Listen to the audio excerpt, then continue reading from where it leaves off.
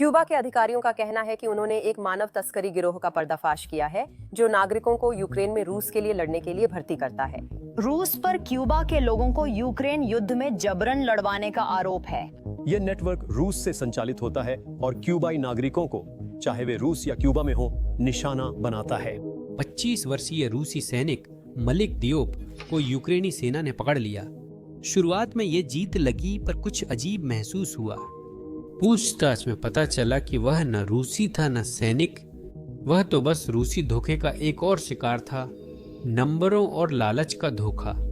अधिकांश लोग सोचते हैं कि युद्ध के मैदान में केवल रूसी और यूक्रेनी ही लड़ रहे हैं, लेकिन असलियत में करीब 40 देशों के लड़ाके इस युद्ध में लड़ रहे हैं। फर्क बस इतना है कि कुछ जानते हैं कि वे युद्ध लड़ने जा रहे हैं, बाकी को इसका एहसास युद्ध के मैदान में पहुंचने पर होता है। अब देखिए, हमें नहीं पता कि यह वीडियो कितने समय तक टिकेगा। कुछ लोग इस कड़वे खुलासे से नफरत करेंगे और इसे दबाने की कोशिश करेंगे। आप लाइक बटन दबाकर जवाब दे सकते हैं। धन्यवाद। यूक्रेन की खुफिया एजेंसी विदेशी लड़ाकों पर नजर रख रही थी और उन्होंने कुछ चौंकाने वाली बात पता की। उन्होंने देखा कि एक अजीब देश के लोग रूस के लिए लड़ रहे हैं। असल में यह अजीब है क्योंकि वह एक छोटा सा द्वीप देश है जो रूस से हजारों मील दूर है। एक नहीं बल्कि हजारों लोग रूस के लिए लड़ रहे हैं। यूक्रेन ने बताया रूस ने हजारों क्यूबाई लोगों की भर्ती की। यह संगठित और व्यवस्थित है और यह सबसे बड़ी कहानियों में से है जिस पर कोई बात नहीं कर रहा।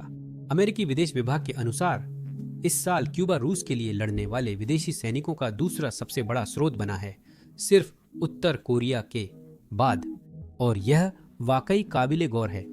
कुछ रिपोर्टों के अनुसार इस समय 1000 से 5000 क्यूबाई सैनिक लड़ाई कर रहे हो सकते हैं। यूक्रेन की खुफिया एजेंसी का कहना है कि असली संख्या शायद 20,000 तक हो सकती है। ध्यान दें, मैंने कहा था लोग, सैनिक नहीं। कुछ को धोखे से युद्ध में भेजा गया है। दूसरों के लिए यह एक सुनहरा मौका है क्योंकि रूस ने जिंदगी और मौत के साथ खेलने को बेहद फायदेमंद बना दिया है। सोचिए, कोई आपको हर महीने $2000 देने की पेशकश करता है। ये औसत क्यूबाई आय से 40 गुना से भी ज्यादा है। हजारों युवाओं के लिए जो गरीबी, भूख और सीमित अवसरों से जूझ रहे हैं, यह वादा बहुत आकर्षक है। यह लालच नहीं बल्कि जिंदा रहने की मजबूरी है। युद्ध शुरू होने के बाद से रूस ने करीब 10 लाख हताहत झेले हैं। अनुमान है रूस रोज करीब 1000 सैनिक खो रहा है, इसलिए वह अन्य देशों से भर्ती कर रहा है। इसके पास लड़ने के लिए लोग कम पड़ रहे हैं, कम से कम यही झूठ मीडिया आपको बता रहा है। रूस की सरकारी बजट गंभीर संकट में है। 2025 के पहले 7 महीनों में ही उन्होंने योजना से $61 अरब ज्यादा खर्च किए। यह उनके बजट से 4 गुना अधिक है। रूस मुश्किल में है। तेल गैस बिक्री घट रही है, टैक्स कम वसूल रहे हैं, युद्ध महंगा पड़ रहा है। रूस विदेशियों को भर्ती करने का एक कारण यह है कि रूस अपने ही नागरिकों को लड़ाई के लिए आकर्षित करने के लिए जरूरी बोनस बढ़ाने का खर्च नहीं उठा सकता। अब वे क्यूबाई जैसे लोगों को चुन रहे हैं जो कम पैसों में काम कर देते हैं। इस पैसों की समस्या के कारण उन्होंने जो ऑफर देना शुरू किया था उसमें कटौती करनी शुरू कर दी है। कुछ क्षेत्रों में साइनिंग बोनस $34,000 से घटकर $9,000 हो गया है। अब ये साफ तौर पर बहुत बड़ी कटौती है, लेकिन इन कम पैसों के बावजूद रूस को लड़ने के लिए पर्याप्त रूसी नहीं मिल पा रहे हैं। क्यूबा और उत्तर कोरिया जैसे विदेशी सैनिकों को सस्ते में कॉन्ट्रैक्ट्स दिए जा रहे हैं। रूस को इन्हें ज्यादा पैसे और रूसी सैनिकों जैसी सुविधाएं नहीं देनी पड़ती। सबसे अहम बात यह है कि रूस को गुस्साए रूसी परिवारों का सामना नहीं करना पड़ता जो अपने बेटों को खोने की शिकायत करते हैं। अब वे पुराने तरीके से युद्ध को जारी नहीं रख सकते, इसलिए वे हर जगह खर्चा घटा रहे हैं जो दोनों के लिए फायदेमंद है। आर्थिक सच्चाई ये है कि ज्यादातर क्यूबाई भर्ती एक ऐसे द्वीप देश से आते हैं जो दशकों के सबसे बड़े आर्थिक संकट का सामना कर रहा है। क्यूबा में औसत मासिक वेतन $16 से $48 रहता है, जो विनिमय दर पर निर्भर करता है।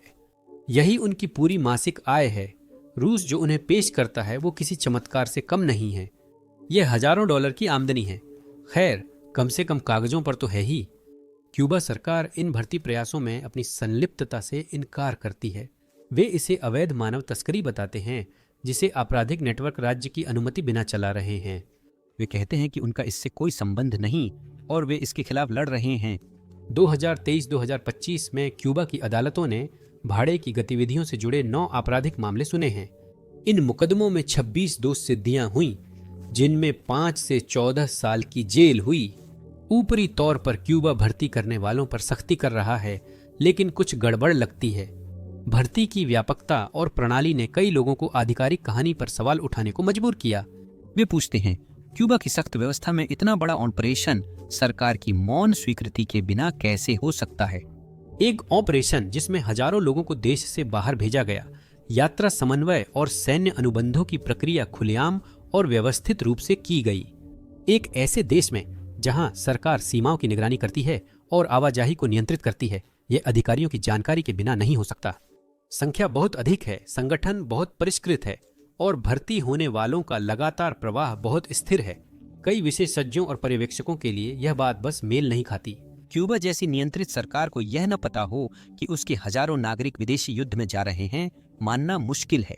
सरकार की जानकारी के बिना इतनी बड़ी मात्रा में ऑपरेशन संभव नहीं, चाहे सीधी भागीदारी हो या अनुमति। यह व्यवस्था क्रूर है, फिर भी योजना और सटीकता का एक उत्कृष्ट नमूना है। क्यूबा से यूक्रेन के युद्ध क्षेत्रों तक हजारों लोगों को ले जाने वाली यह पाइपलाइन दोनों सरकारों के बीच औपचारिक सैन्य समझौता नहीं है। यह ग्रे जोन में निजी नागरिकों, सोशल मीडिया और कानून का उपयोग करती है। यह संरचना रूस और क्यूबा को सीधे शामिल होने से रोकती है, लेकिन सैनिकों का प्रवाह जारी रखती है। भर्ती प्रक्रिया ऑनलाइन स्पेनिश सोशल मीडिया समूहों में शुरू होती है। फेसबुक समूह जैसे कि मॉस्को में क्यूबन और रूसी सोशल नेटवर्क विकांटोक्टिया ऐसे प्लेटफॉर्म बन जाते हैं जहां रूस में आकर्षक काम के अवसरों के विज्ञापन दिखाई देते हैं। इन पोस्टों में ऊंची तनख्वाह, साइनिंग बोनस और रूसी नागरिकता का वादा होता है। विज्ञापनों में काम की सैन्य प्रकृति को जानबूझकर स्पष्ट रखा जाता है।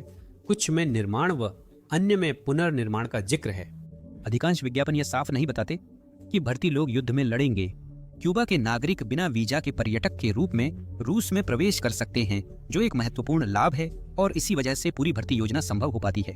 इस नेटवर्क को कई अहम लोग संभालते हैं। येलेना स्मिर्नोवा 41 वर्षीय रूसी ट्रैवल एजेंट रियाजान में रहती हैं। वह नेटवर्क में नौकरियों के विज्ञापन पोस्ट करने और लॉजिस्टिक्स से संभालने का काम करती हैं। उनके वकील का दावा है कि उन्होंने 3000 से अधिक विदेशियों की भर्ती करवाई। ओल्गा शिरियाएवा हेयर ड्रेसर हैं। वह भर्ती के प्रयासों में स्मिर्नोवा के साथ साझेदारी करती हैं। डायना डियाज एक 37 वर्षीय क्यूबाई महिला हैं जो रूस में रहती हैं, जिनका फोन नंबर भर्ती विज्ञापनों में दिखाई देता है। एलेना शुवालोवा एक प्रमुख भर्तीकर्ता थीं जो विज्ञापन पोस्ट करती थीं। मध्य 2023 से डायना डियाज रियाजान में साबुन फूल व्यवसाय चलाती थीं और सैन्य अनुबंधों के लिए भर्ती की लॉजिस्टिक्स जैसे कागजी कार्रवाई, टिकट खरीदना और घोषणाएं पोस्ट करने में मदद करती थीं। उन्हें लगभग 2,04,000 रूबल वेतन और रूसी नागरिकता का वादा किया गया था। एक बार जब कोई इसमें फंस जाता है तो असली जाल शुरू हो जाता है। संचालन मॉडल एक कर्ज का जाल बनाता है। स्मिर्नोवा और उनके सहयोगी भर्ती व्यक्ति का हवाना से मॉस्को तक हवाई टिकट और शुरुआती आवास का खर्च उठाते हैं। भर्ती व्यक्ति पहले कोई भुगतान नहीं करता। हालांकि ये खर्चे भर्ती किए गए व्यक्ति की पहली सैन्य तनख्वाह से काट लिए जाते हैं, जिससे तुरंत ही उसकी वित्तीय निर्भरता भर्ती करने वालों और सैन्य व्यवस्था पर बन जाती है। व्यक्ति के विज्ञापन का जवाब देते ही नेटवर्क सहायक कागजी कार्रवाई और यात्रा में मदद करते हैं। भर्ती लोग आमतौर पर वराडेरो हवाई अड्डे से एयरोफ्लोट की उड़ानों से मॉस्को जाते हैं और अक्सर 40 या अधिक के समूह में होते हैं। मॉस्को पहुंचने पर भर्ती किए गए लोगों का स्वागत नेटवर्क के सदस्य करते हैं और उन्हें सैन्य भर्ती कार्यालयों तक ले जाया जाता है।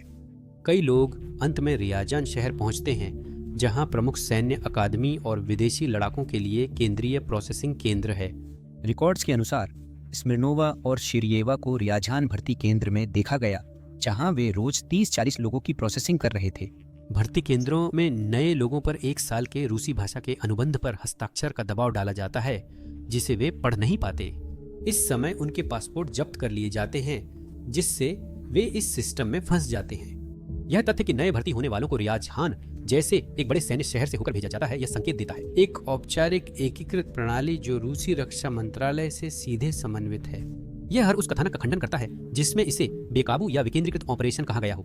कुछ क्यूबाई जानते थे कि वे युद्ध में जा रहे हैं, बाकी को इसका पता युद्ध के मैदान में चला। फ्रैंक डारियो यारोसेई मैनाफुगास 35 वर्षीय क्यूबाई संगीतकार और गणित शिक्षक थे, जिन्हें रूस में निर्माण कार्य का वादा करने वाला एक फेसबुक विज्ञापन दिखा। वह जरूरत के चलते आए थे ताकि विदेश में काम कर परिवार की मदद कर सकें। इसके बजाय कुछ हफ्तों में वे यूक्रेन के मोर्चे पर पहुंच गए। भर्ती लोगों से कहा गया था कि वे निर्माण, युद्ध में क्षतिग्रस्त ढांचे का पुनर्निर्माण या मोर्चे के पीछे सहयोग देंगे। इसके बजाय उन्हें बहुत ही कम सैन्य प्रशिक्षण मिला, अक्सर सिर्फ 2 हफ्ते का। उसके बाद उन्हें हेलमेट, सैन्य उपकरण और हथियार दे दिए गए। उन्होंने विद्रोह किया क्योंकि उन्हें सैन्य प्रशिक्षण नहीं मिला था और वे हथियार चलाना नहीं जानते थे। रंगरूटों के इनकार पर उन्हें पीटा गया। कई देशों के अफ्रीकी लोगों को भी इसी तरह धोखा मिल रहा है। उन्हें फैक्ट्री की नौकरियों का वादा किया गया था, लेकिन आखिरकार वे एक ऐसी जंग लड़ने लगे जिसमें उन्होंने कभी अपनी मर्जी से हिस्सा नहीं लिया था। जून 2025 में टेलीग्राफ ने रूस में चौंकाने वाली घटना उजागर की। भर्तीकर्ता अफ्रीका भर में मजबूर लोगों को झूठे नौकरी के वादों के साथ निशाना बना रहे थे। जीन ओनाना कैमरून के 36 वर्षीय 3 बच्चों के पिता बेरोजगार थे और परिवार का पेट पालने के लिए संघर्ष कर रहे थे। उन्हें फिर मास्को की शैम्पू फैक्ट्री में नौकरी का प्रस्ताव मिला। पगार अच्छी थी, इसीलिए जीन ने हवाई टिकट के लिए सब कुछ बेच दिया। मार्च 2025 में मास्को पहुंचने पर उनके लिए कोई शैम्पू फैक्ट्री नहीं थी, बल्कि उन्हें तुरंत हिरासत में ले लिया गया। और वह अकेले नहीं थे। बांग्लादेश, घाना और जिम्बाब्वे के पुरुष भी वहां फंसे हुए थे। उन सभी को एक ही बात बताई गई थी, या तो सैन्य अनुबंध पर हस्ताक्षर करो, वरना। सिर्फ 5 हफ्ते की बेसिक ट्रेनिंग के बाद रोस्तोव और लुहांस्क में जीन ने खुद को यूक्रेन में एक फ्रंट लाइन बंकर के अंदर पाया। उसकी यूनिट में बांग्लादेश, जिम्बाब्वे और ब्राजील के 8 लोग थे। उन पर एक आर्टिलरी हमला हुआ, 7 लोग तुरंत मारे गए। जीन ने मलबे में 6 दिन अपने जख्मों के साथ छुपकर जान बचाई, जब तक यूक्रेनी सेना ने उसे नहीं ढूंढ लिया। मलिक डियोप 25 वर्षीय सेनेगल निवासी एक रूसी मॉल में घूम रहे थे, तभी भर्ती करने वाले उनके पास आए। उन्हें लुहानिस्क में किचन की नौकरी $5,700 महीने वेतन पर ऑफर हुई। सुनने में अच्छा है ना? 1 हफ्ते में मलिक को राइफल दी गई और टोरेतिस के पास लड़ाई के लिए भेजा गया। उसने घरों के अंदर बड़ी संख्या में लाशें और क्षत विक्षत शव देखे। वो अब और नहीं सह पाया, इसीलिए सेना छोड़ दी और यूक्रेनी सेना ने उसे पकड़ लिया। अब डरावनी बात यह है, ये सिर्फ कुछ लोगों के साथ ही नहीं हो रहा है। कैमरून में सोशल मीडिया उन परिवारों की पोस्ट से भरा पड़ा है जो रूस गए अपने लापता पुरुषों की तलाश कर रहे हैं और जो वहां जाकर अचानक गायब हो गए। एक अकाउंट ने 67 कैमरूनियों की मौत दर्ज की है। ये भर्ती नेटवर्क कई देशों में फैले हैं। केन्या में जांचकर्ताओं ने संगठित योजनाओं का पता लगाया जो नैरोबी में मेडिकल जांच कराती थीं, फिर लोगों को टूरिस्ट वीजा पर तुर्की के रास्ते रूस भेजती थीं। सेंट पीटर्सबर्ग पहुंचने के बाद उनके पासपोर्ट ले लिए गए, बायोमेट्रिक डेटा लिया गया और उन्हें पूरी तरह से रूसी भाषा में लिखे गए कॉन्ट्रैक्ट दिए गए, जिनमें उन्हें सैन्य सेवा में भर्ती किया गया। सिर्फ पुरुष ही धोखा नहीं खा रहे हैं। अफ्रीकी महिलाओं को मास्को के पूर्व येलेबुजा के अलाबुजा स्पेशल इकोनॉमिक जोन में ड्रोन उत्पादन में धोखे से लगाया गया है। उन्हें नहीं पता था कि वे सैन्य सुविधाओं में काम करेंगी। उनसे शैम्पू फैक्ट्री और रसोई में नौकरी का वादा किया गया था। इसके बजाय उन्हें युद्ध में भेज दिया गया। यह कठोर लगता है, लेकिन इन लोगों में से अधिकांश इसके लिए एक अलग वजह से तैयार हैं। 2024-2025 में क्यूबा गंभीर आर्थिक संकट, 3 अंकों की महंगाई, खाद्य असुरक्षा और घटती क्रय शक्ति से जूझ रहा है। 2024 के एक सर्वे में 61% क्यूबाई उत्तरदाताओं ने जरूरी सामान खरीदने में संघर्ष बताया। रूसी सैन्य अनुबंध $2000 मासिक देता है। अनुबंधों में एक बार की भर्ती बोनस 1,95,000 रूबल, लगभग $2000, और अगर भर्ती की मौत हो जाती है तो परिवारों के लिए 20 लाख रूबल, लगभग $21,000 शामिल हैं। कुछ लोगों से वादा था कि अनुबंध पूरा करने पर उन्हें और उनके परिवार को रूसी नागरिकता मिलेगी। हालांकि कई भर्तियों को वादा की गई भुगतान कभी नहीं मिली। निकाले गए क्यूबाई सैनिकों ने बताया कि भर्ती करने वालों ने वेतन यह कहकर रोका कि भर्ती और यात्रा खर्च निकालना है। जनवरी 2024 में कुछ क्यूबाई लोगों को रूसी सेना ने बिना तनख्वाह, पासपोर्ट और दस्तावेजों के निकाल दिया, जिससे वे बेघर होकर निर्वासन के खतरे में आ गए। क्यूबाई लोगों की भर्ती संख्या स्रोत के अनुसार भिन्न है। यूक्रेनी खुफिया ने विदेशी लड़ाकों की जानकारी के लिए डेटाबेस बनाया। यूक्रेनी सरकार की आई वांट टू लिव पहल ने 1028 सत्यापित क्यूबाई भाड़े के सैनिकों की सूची जारी की है, जिनके नाम और विवरण की पुष्टि हुई है और जिन्होंने 2023-2024 के बीच अनुबंध किए थे। यहाँ तक कि सबसे सतर्क अनुमान का उपयोग करने पर भी क्यूबा रूस के सबसे बड़े विदेशी सैनिक योगदानकर्ताओं में से एक है, जो केवल उत्तर कोरिया के बाद दूसरे स्थान पर है और संभवतः उसे पीछे छोड़ने की स्थिति में है। यूक्रेनी अनुमानों के अनुसार रूस को 1.1 करोड़ से अधिक हताहत हुए हैं और उसने कई देशों से लड़ाकों की भर्ती की है ताकि घरेलू लामबंदी अभियानों से बच सके। नेपाल ने करीब 15,000 रंगरूट दिए, जिनमें कम से कम 40 की पुष्टि सितंबर 2024 तक हुई। श्रीलंका के 64 पहचाने गए रंगरूट हैं। एक जांच में 48 देशों के 1,500 से ज्यादा विदेशी भाड़े के सैनिकों की पहचान हुई, जिन्हें अप्रैल 2023 से मई 2024 तक मास्को के भर्ती केंद्र से प्रोसेस किया गया। हालांकि क्यूबा की भर्ती इसलिए अलग है क्योंकि कई क्यूबाई रंगरूटों को क्यूबा की अनिवार्य 2 साल की सैन्य सेवा का लाभ मिलता है, जिससे उन्हें बुनियादी युद्ध अनुभव मिलता है। क्यूबाई रंगरूट रूस पहुंचकर कुछ हफ्तों में ही कम प्रशिक्षण के साथ युद्ध में भेज दिए गए। कई लोगों को 106वीं एयरबोर्न डिवीजन में तैनात किया गया, जो एक विशेष पैराट्रूपर यूनिट है और जिसे पूर्वी यूक्रेन के बाखमुत के लिए हुए भीषण युद्ध सहित भारी लड़ाई में शामिल किया गया था। इस यूनिट में तैनात होने का मतलब था कि क्यूबाई लड़ाके सीधे मोर्चे पर भेजे गए। जीवित रहने के आंकड़े डरावने हैं। यूक्रेनी खुफिया के मुताबिक विदेशी लड़ाके तैनाती के 140 से 150 दिनों में मारे जाते हैं। इसका मतलब है कि मोर्चे पर तैनात एक क्यूबाई लड़ाके की औसत जीवन प्रत्याशा लगभग 5 महीने है।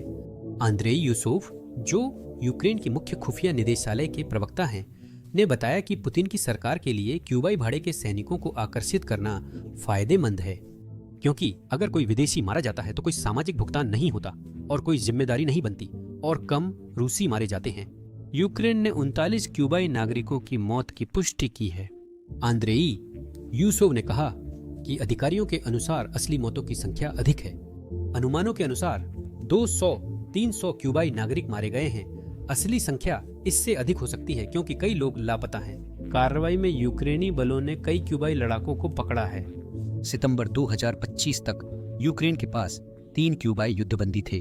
पकड़े गए लड़ाकों ने बताया है कि न तो हवाना और न ही मॉस्को उन्हें लेना चाहता है या उनके लिए जवाब देना चाहता है। कैदियों को एक अनिश्चित स्थिति में छोड़ दिया गया है, जहां कोई भी सरकार उनकी भलाई की जिम्मेदारी नहीं ले रही है या उनकी वापसी की कोशिश नहीं कर रही है। 2024 की शुरुआत में क्यूबा के एक समूह को बिना स्पष्ट कारण रूसी सेना से निकाला गया। सही दस्तावेज, बिना वेतन या कानूनी स्थिति के बिना वे रूस में बेघर हो गए। एक क्यूबाई जिसका नाम युआन था, उसने अप्रैल 2024 में एक व्हाट्सएप संदेश में बताया कि रूसियों ने उनसे और पैसे देने और फिर से युद्ध में जाने की मांग की। उन्हें पूरी सैलरी नहीं मिली, रूसी पासपोर्ट भी नहीं दिए गए और युद्ध में सेवा से इनकार पर लगातार निर्वासन व कैद का खतरा था। एलेना स्मिर्नोवा, जो मुख्य भर्ती करने वालों में से एक थीं, पर रूस में आरोप लगाया गया कि उन्होंने 300 से अधिक क्यूबाई सैनिकों की सैलरी चुरा ली थी। कई भर्ती हुए लोगों को कभी भी वह प्रारंभिक भर्ती बोनस या मासिक वेतन नहीं मिला जो उन्हें वादा किया गया था। लेकिन रूस जो छुपा रहा है वह जल्द ही एक बड़ी तबाही बन सकता है। रूस में पहले ही दुनिया के सबसे गंभीर लिंग असंतुलन है और यह युद्ध शुरू होने से पहले की बात है। 2024 में महिलाओं की संख्या पुरुषों से करीब 1.04 करोड़ ज्यादा है। इस पर जरा सोचिए। महिलाएं 77.2, 78.8 करोड़ और पुरुष 66.8, 68.4 करोड़ हैं। इसका मतलब है कि रूस की आबादी में महिलाएं लगभग 54% हैं और पुरुष सिर्फ 54%। अगर इसे समझने के लिए देखें तो रूस में हर 1000 महिलाओं पर लगभग 863 से 865 पुरुष हैं। दुनिया का औसत हर 1000 महिलाओं पर 1016 पुरुष है। रूस इससे काफी नीचे है। विश्व में हर 100 लड़कियों पर 105 लड़के जन्म लेते हैं, लेकिन रूस में 30 की उम्र के बाद महिलाएं पुरुषों से अधिक हो जाती हैं। जापान में यह बदलाव 56 साल की उम्र में होता है। ऐसा क्यों? रूस में पुरुषों और महिलाओं की जीवन प्रत्याशा में दुनिया में सबसे बड़ा अंतर है। 2022 में रूसी महिलाएं पुरुषों से लगभग 10-11 साल अधिक जीती थीं। कामकाजी उम्र के पुरुषों की दुर्घटनाओं और आत्महत्या से मौत की संभावना महिलाओं से 6 गुना अधिक है। कारण क्या है? अत्यधिक शराब, खराब जीवन शैली और स्वास्थ्य देखभाल की कमी, खासकर पुतिन के स्वास्थ्य देखभाल कार्यक्रम के बाद। अब युद्ध ने हालात और खराब कर दिए हैं। फरवरी 2022 से 1,20,000 से 2,50,000 से अधिक रूसी पुरुष मारे गए हैं। पहले से अधिक लिंग असंतुलन अब और बढ़ गया है। संघर्ष से सीधे प्रभावित क्षेत्रों में स्थिति विनाशकारी है। विधवा होने की दरें 80% तक पहुंच सकती हैं। इसका मतलब है कि महिलाएं अकेली होकर बच्चों और बुजुर्गों की पूरी जिम्मेदारी उठाती हैं। रूस सिर्फ सैनिक नहीं खो रहा है, वह पुरुषों की पूरी एक पीढ़ी खो रहा है। और यही वजह है कि रूस को विदेशी देशों से भर्ती करने के लिए मजबूर होना पड़ा। क्यूबा में परिवारों के पास जानकारी का एक बड़ा खालीपन रह गया है। उन्हें रूसी या क्यूबा सरकार से कोई आधिकारिक सूचना नहीं मिली। एक परिवार ने CBS न्यूज को बताया कि उनका रिश्तेदार नवंबर 2024 से लापता है और उन्हें कोई वादा की गई रकम नहीं मिली। कोई आधिकारिक मौत का आंकड़ा या शव घर नहीं लौट रहे। इसलिए असली मानवीय कीमत क्यूबा की जनता से छुपी है। यूक्रेन की खुफिया एजेंसी ने दर्ज किया कि 250 क्यूबाई लड़ाके अनुबंध खत्म होने के बाद भी मोर्चे पर रहे। जो कभी आर्थिक अवसर के लिए एक कथित स्वैच्छिक अनुबंध के रूप में शुरू हुआ था, वह अब सशस्त्र संघर्ष में जबरन श्रम में बदल गया है। क्यूबा के विदेश मंत्रालय ने पहली बार 4 सितंबर 2023 को सार्वजनिक रूप से भर्ती के मुद्दे को स्वीकार किया था। सरकार ने कहा कि क्यूबा यूक्रेन युद्ध में शामिल नहीं है और रूस से संचालित मानव तस्करी नेटवर्क का खुलासा किया है, जो क्यूबा नागरिकों को सैन्य बल में भर्ती कर रहा है।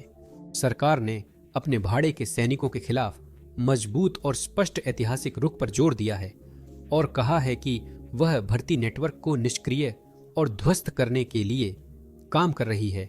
क्यूबा के विदेश मंत्रालय ने अक्टूबर 2025 में अमेरिका के आरोपों को सख्ती से खारिज कर दिया, यह जोर देते हुए कि क्यूबा सशस्त्र संघर्ष का हिस्सा नहीं है और भाड़े के सैनिकों के प्रति शून्य सहिष्णुता की नीति बनाए रखता है। इस आधिकारिक बयान में विरोधाभास है। 14 सितंबर 2023 को रूस में क्यूबा के राजदूत जूलियो एंटोनियो गार्मेंडियापिन्या ने रूसी सरकारी समाचार एजेंसी RIA नोवोस्ती को कुछ बहुत अलग बताया।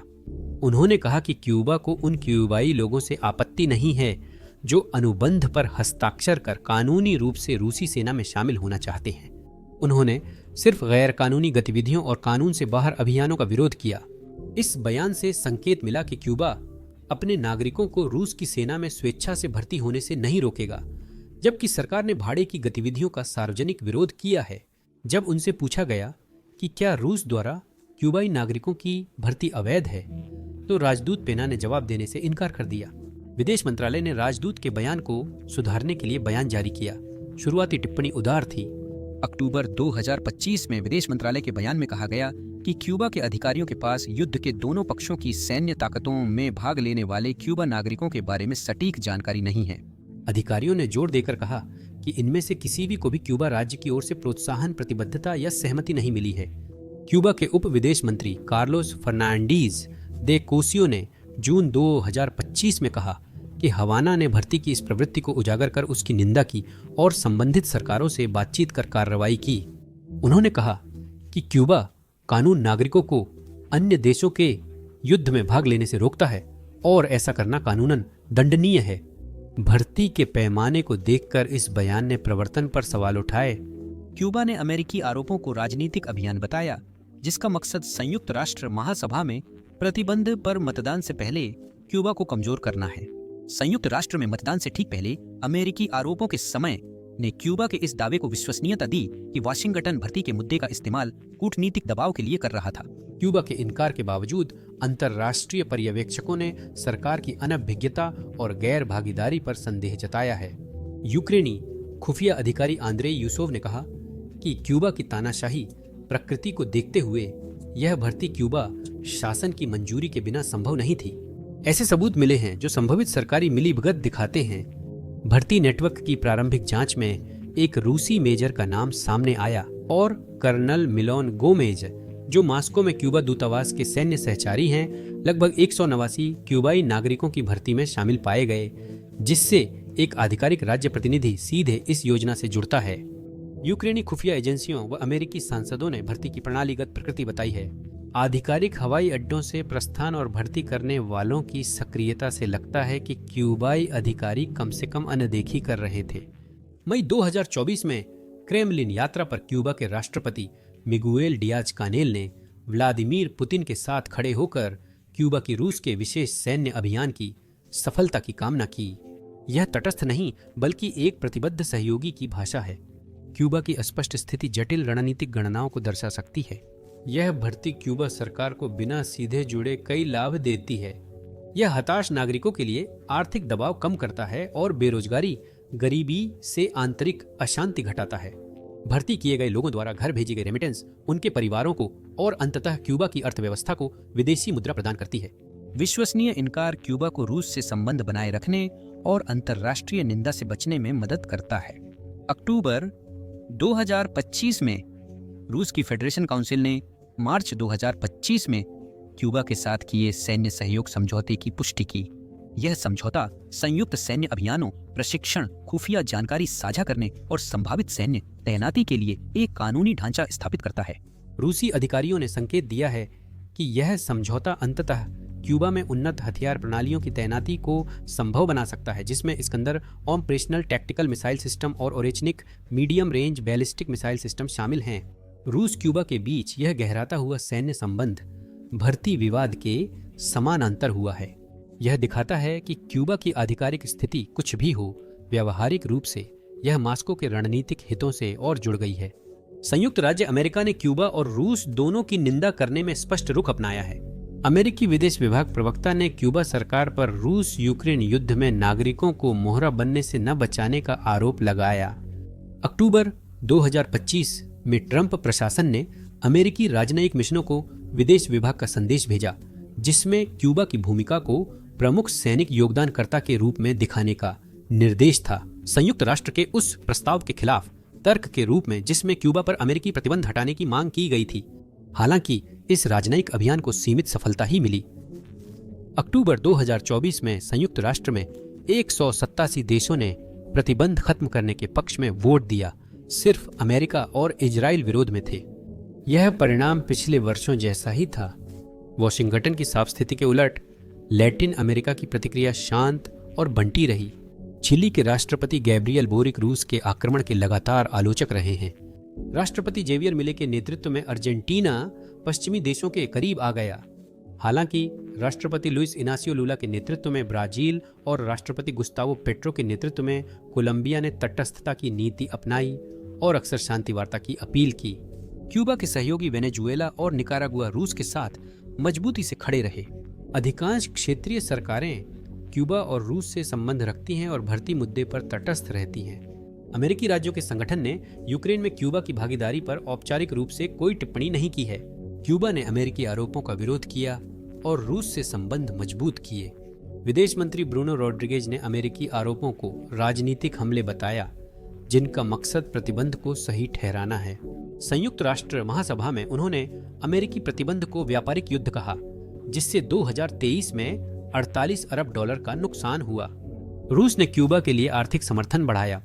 जून 2025 में रूसी ऊर्जा मंत्री ने क्यूबा अधिकारियों से 2050 तक ऊर्जा सहयोग पर चर्चा की। रूस ने क्यूबा की ऊर्जा अवसंरचना के आधुनिकीकरण के लिए प्रतिबद्धता जताई और क्यूबा को हर साल 164 मिलियन टन तेल और पेट्रोलियम उत्पादों की आपूर्ति करने का वादा किया। रूसी सरकार ने कहा कि 2025-2030 के बीच रूसी कंपनियां क्यूबा में 1 अरब डॉलर निवेश करेंगी। क्यूबा जनवरी 2025 में ब्रिक्स का साझेदार और जुलाई 2025 में न्यू डेवलपमेंट बैंक में शामिल हुआ। क्यूबा के राष्ट्रपति ने इसे दक्षिणी देशों के लिए आशा और न्यायपूर्ण अंतर्राष्ट्रीय व्यवस्था की ओर कदम कहा। एनडीबी की सदस्यता क्यूबा को रणनीतिक क्षेत्रों के लिए नए ऋण स्रोत प्रदान करती है। यूरोपीय देशों और नाटो ने क्यूबा की भागीदारी पर ध्यान दिया, लेकिन इसे अपनी प्रमुख कूटनीतिक प्राथमिकता नहीं बनाया। नाटो ने अक्टूबर 2024 में कहा कि उसके पास उत्तर कोरियाई सैनिकों के रूस भेजे जाने के सबूत हैं, जो बड़ा इशारा है। इसके विपरीत क्यूबा की भागीदारी, जो संख्या में काफी थी, को व्यक्तिगत लोगों की भर्ती के रूप में देखा गया, न कि सैन्य इकाइयों की राज्य स्तर पर तैनाती के रूप में। उत्तर कोरिया ने लगभग 12,000 सैनिकों को रूस भेजा, मुख्य रूप से कुर्स्क क्षेत्र में। धोखाधड़ी योजनाओं के माध्यम से भर्ती किए गए क्यूबाई भाड़े के सैनिकों के विपरीत उत्तर कोरियाई सैनिक औपचारिक संधि के तहत भेजी गई आधिकारिक राज्य सैन्य इकाइयों का प्रतिनिधित्व करते हैं। उत्तर कोरियाई सैनिकों को रूसी वर्दी, हथियार और प्रशिक्षण मिला और वे रूसी कमान के तहत एकीकृत इकाइयों में काम करते थे। तैनाती के तरीके अलग हैं। उत्तर कोरियाई सैनिक राज्य द्वारा मंजूर होकर सैन्य इकाइयों में तैनात होते हैं। क्यूबा के लड़ाके नेटवर्क से भर्ती होते हैं, लेकिन क्यूबा इसे आधिकारिक रूप से नकारता है। हालांकि दोनों तैनातियों का रूस के लिए उद्देश्य समान है, रूसी हताहतों की संख्या कम करना, नई जनशक्ति उपलब्ध कराना और अधिनायकवादी सहयोगियों के साथ साझेदारी को मजबूत करना। क्यूबा की भर्ती की घटना यह दिखाती है कि रूस के युद्ध प्रयास का समर्थन करने वाले अधिनायकवादी देशों का एक गठबंधन उभर रहा है। यह दिखाता है कि प्रतिबंधित देशों में आर्थिक लाचारी शोषण की संवेदनशीलता बढ़ाती है। यह घटना दिखाती है कि रूस कम आय वाले देशों से विदेशी लड़ाकों की भर्ती कर राजनीतिक रूप से महंगी घरेलू लामबंदी से बचते हुए सैन्य अभियान जारी रख रहा है। रूस क्यूबा की बढ़ती साझेदारी नए बहुध्रुवीय दौर में शीत युद्ध जैसे गठबंधनों की वापसी दर्शाती है। ब्रिक्स में क्यूबा का शामिल होना रूस से सैन्य सहयोग और अमेरिकी वित्तीय प्रभुत्व का विरोध पश्चिमी वर्चस्व के खिलाफ उभरती शक्तियों के साथ उसकी रणनीतिक एकता दर्शाता है। रूस के लिए विदेशी सैनिकों की हानि होती है, पर घरेलू राजनीति पर असर नहीं पड़ता। क्यूबाई की मौत पर न परिवार गुस्सा होता है, न सामाजिक मुआवजा देना पड़ता है। क्यूबा के लिए भर्ती से आंतरिक दबाव घटता है और रूस के साथ आर्थिक संबंध मजबूत होते हैं, जबकि इसकी कीमत जनता चुकाती है। माई अपने बेटों को खो देती है, परिवारों को अपने लापता रिश्तेदारों के बारे में कोई जानकारी नहीं मिलती और युवा पुरुष ऐसे अनुबंधों पर हस्ताक्षर कर देते हैं जिन्हें वे पढ़ नहीं सकते और फिर लड़ाई में फंस जाते हैं। यह बताता है कि सत्तावादी शासन आर्थिक मजबूरी का फायदा उठाकर कमजोर आबादी को संसाधन की तरह इस्तेमाल करते हैं। यूक्रेन युद्ध पूर्वी यूरोप से कहीं आगे तक फैल गया है। डोनबास में क्यूबाई लड़ाके सैन्य अनुबंधों में लिपटे तस्करी के शिकार हैं।